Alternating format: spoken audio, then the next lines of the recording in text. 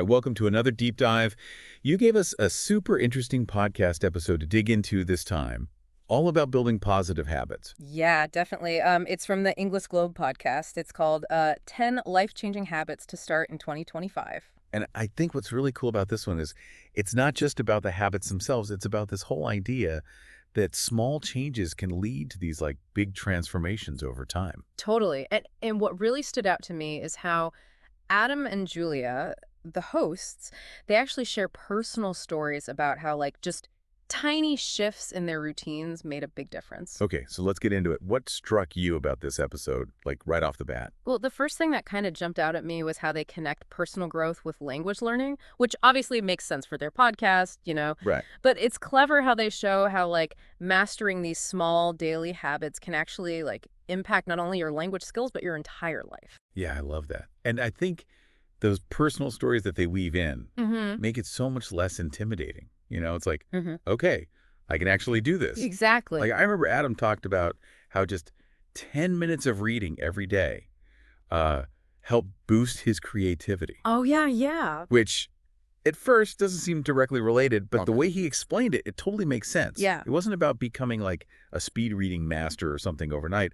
It was more about just like consistently exposing himself to new ideas.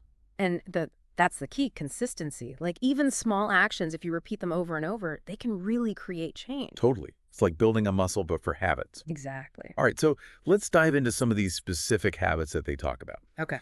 Number one is all about starting your day with gratitude. Mm. And they really emphasize this one. Hmm. What's your take on that? Like, why is that so important? Well, I think, gratitude, it's not just about feeling good. It actually like rewires your brain. Like there's research that shows that practicing gratitude can actually increase activity in the prefrontal cortex. And that's the part of our brain that's responsible for, decision making, complex behaviors, working memory, all sorts of important stuff. So it's not just some fluffy feel-good thing. There's actual science behind it. Exactly. Yeah. I'm starting to see why they put this one first on the list. Yeah. Okay, so do they give any like specific advice on how to actually practice gratitude? They do. They actually suggest this really simple exercise. They say just jot down 3 things you're grateful for every morning, Oh, interesting. and it can be anything, like big or small. What stands out to you about this habit? Well, I think, it's so easy to just get caught up in like the day-to-day stuff. Yeah. And we forget to appreciate like all the good things, even just the little things. So it's like, a little reminder to like hit the reset button each morning. Totally. But I wonder, does it really make a difference if you like force yourself to be grateful, even if you're not really feeling it?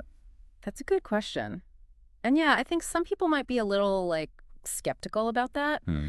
But the interesting thing is, even if you don't feel like genuinely grateful at first, the act of just focusing on like those positive things can actually start to shift your mindset over time. Oh, interesting. It's kind of like you're training your brain to notice and appreciate the good stuff. Okay, I like that. So on the habit number 2, Adam shares this story about how even just like a 5-minute morning stretch routine helped him feel more connected to his body and mind. Oh, yeah. And I have to admit, I'm not always great about making time for like a full workout or anything. Yeah. So this one kind of caught my attention. Hmm.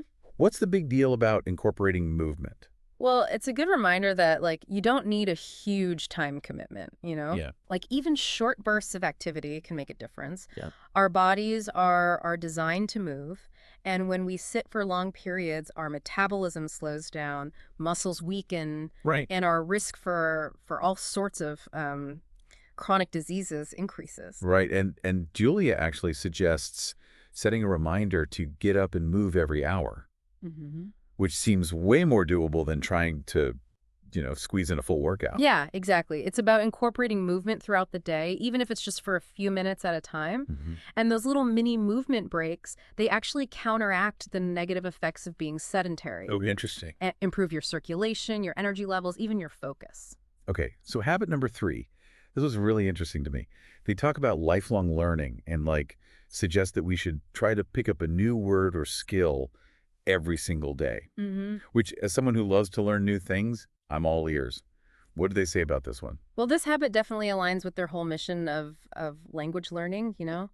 So they suggest picking up a new English phrase or idiom every day. It's a fun way to keep things fresh while still, making progress towards your language goals. Yeah.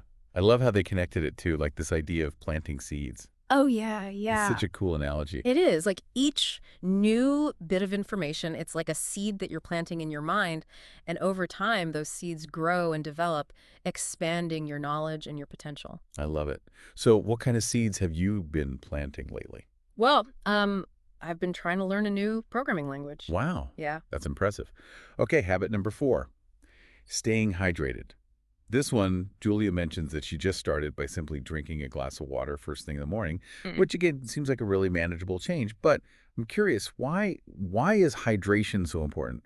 Like, we all know we should drink water, Yeah. but do they get into the science behind it? Yeah, actually, Adam, he does a great job of explaining just how crucial water is for basically every single bodily function. It regulates our temperature, it transports nutrients, it flushes out waste, Oh, it even lubricates our joints. so it's way more than just like quenching your thirst. Oh, for sure. Even mild dehydration can lead to fatigue, headaches, digestive issues.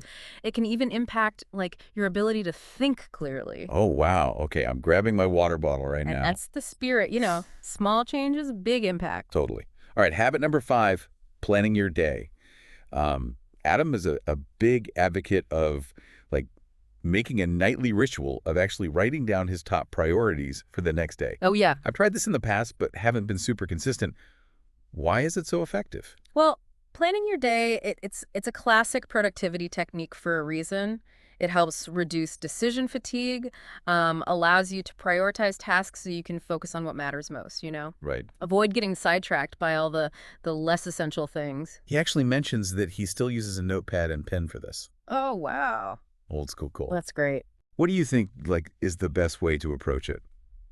Honestly, I think the most important thing is to just find a system that works for you and stick with it. Whether it's, a digital to-do list or, like Adam, a good old-fashioned notepad. The key is just to make it a habit. Yeah, I like that. It's not about the tools, it's about the commitment. Exactly. All right, so habit number 6. Things get a little more tech-focused here. It's screen time. Oh, yeah. I have a feeling I know where this is going, but I'm curious to hear what they had to say. Yeah, well, this one is huge. And Adam and Julia, they don't shy away from discussing like the negative impacts of excessive screen time, especially before bed. And, remember what we were talking about earlier about how our brains are like wired to seek out novelty and stimulation. Right. And our devices are constantly like bombarding us with notifications and updates and Totally. it's a lot. And all that digital stimulation, it triggers the release of dopamine, which, makes us feel good in the moment, but it can lead to this cycle of like craving and withdrawal, which makes it really hard to disconnect. Yeah, and then there's the whole blue light issue that we've all heard about. Right, right. So the blue light emitted from screens, it actually suppresses melatonin production, which disrupts our natural sleep-wake cycle. Okay. So that's why it's especially important to limit screen time in the hours leading up to bed. Yeah. I got to admit, I'm definitely guilty of some like late night scrolling. Oh, yeah, me too, me too. Julia suggests setting a timer to turn off devices like 30 minutes before sleep. I might have to try that. Yeah, it's a great strategy to create a little like buffer zone and promote better sleep hygiene. Okay, so we've covered 6 habits so far. Starting your day with gratitude, incorporating movement, lifelong learning, staying hydrated, planning your day, and managing screen time. It's a good list. I'm feeling inspired. What's next? Okay, so next up is habit number 7, and this one's all about finding a few moments of stillness, amidst the chaos of daily life. Julia actually talks about her own experience with meditation and how even just like 2 minutes a day made a difference for her. I've heard so much about the benefits of meditation, but I'll be honest, the idea of like just sitting there and trying to clear my mind feels a little daunting. Yeah. Do they give any advice for beginners? They do. Julia really emphasizes that there's like no right or wrong way to meditate. The key is to just find what works for you and start small. Like it's much more effective to meditate for like a few minutes consistently than to try to do like an hour-long session and burn yourself out. That makes sense. Yeah, and starting with just 2 minutes a day seems like way more manageable. I'm starting to see a theme here with these habits. It's all about these small, consistent actions. Exactly. It's not about making these like drastic changes overnight. It's about building sustainable habits that fit into your life. Yeah.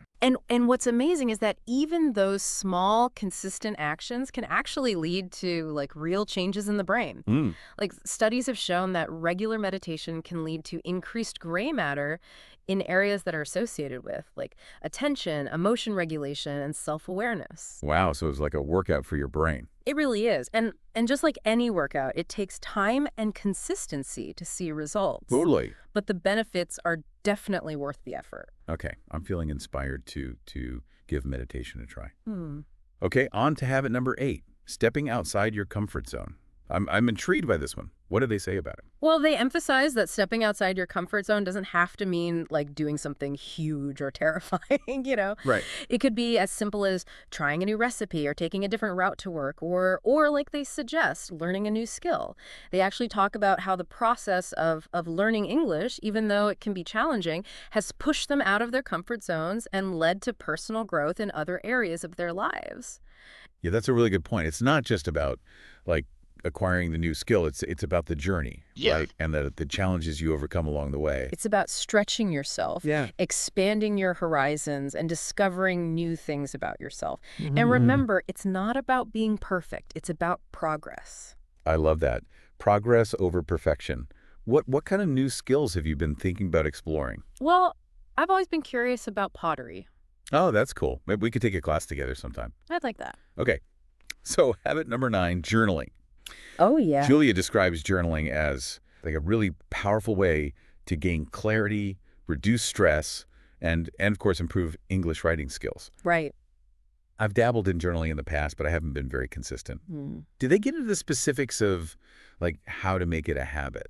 Yeah, they suggest focusing on different aspects each day. So, like, some days you might write about things you're grateful for. Other days you might reflect on, like, lessons learned. And then other days you might jot down, like, your goals for the future. I like that. It takes the pressure off of having to write like some profound masterpiece every day. Exactly. It's about finding what works for you and making it a part of your routine. And what's so fascinating about journaling is that it allows you to, like, process your thoughts and emotions, identify patterns in your behavior, and ultimately make more intentional choices. It's almost like having a conversation with yourself, but on paper. It really is. And by putting your thoughts and feelings into words, you can actually gain a deeper understanding of yourself, your motivations, and your goals. Totally. And finally, we're on to habit number 10, Mm-hmm. spending quality time with loved ones. Yeah. I think we all know this is important, but I'm curious to hear how Adam and Julia frame it. Well, Adam, he emphasizes the importance of being like emotionally present, not Yeah. just physically present. And he shares this really like heartwarming story about a family dinner where they all put away their phones and truly focused on connecting with each other. It's a good reminder to, you know, disconnect from technology and nurture those relationships that are so vital for our well-being. I love that story.